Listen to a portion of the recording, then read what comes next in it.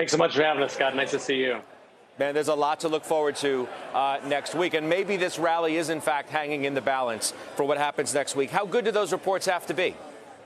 I think they have to be pretty good. I mean, so far, the earnings that we've seen have been actually pretty good, as I warned you coming into the season. But next week is obviously 175 companies.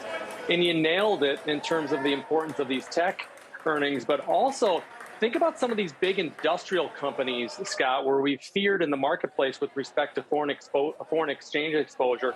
Companies like Boeing, which obviously had massive execution risk, and GE, which obviously has a lot of operations overseas. What's going to be really interesting is to see if we see that same sort of less negative tone, meaning numbers are not going to be as good as everybody thought, but are they going to be even worse than everybody thought? Meaning, is the market going to reverse tide and say, okay, they're not as bad as we thought, kind of like what we saw in some of the retail numbers this week, like the Gap, or kind of like we saw in the banks, meaning they kind of swallowed that and said, okay, it's not as bad as we think. So are they going to buy them after the earnings come out saying it's not as bad? So I think that's probably a theme that we're not talking enough about, but clearly the big fangs coming out is going to really put either a damper on this rally or make it even stronger.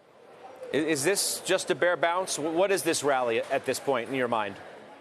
You know, I don't think it's a bear market rally. I think this is a bottom. You know, bottoms, you never know what a bottom is until you pass from one. I think to see and hear about this capitulation all the time is excessively consensus. Been looking for consensus, we're looking for capitulation for a long time. If we've learned anything in this business, Scott, and especially this year, this business is not easy. It's not easy.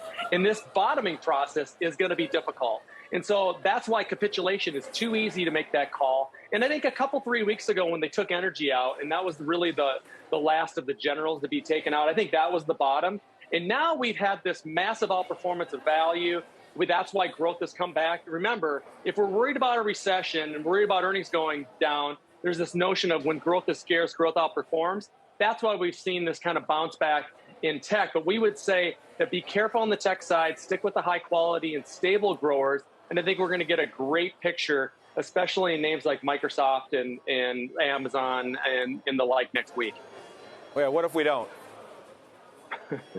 Well, I think the key thing is this. You look at Amazon's numbers and how they've changed year to date. I mean, they've gone down, their growth rate's gone down 69%, meaning they have a 69% negative change in their growth rate. So we could be playing a game again, like some of these other retailers. What if it's down? What if the number actually beats? Remember, under promise and over deliver. I think the stable areas of the Microsofts and the Googles, I think, are the place to be. I think if you're looking for me to make a bear market bounce call, I think it's in the high multiple areas that don't have any cash flow and don't have any earnings. And I think it's crypto. I think it's the SPACs. I think that's the bear market bounce, not in the overall market.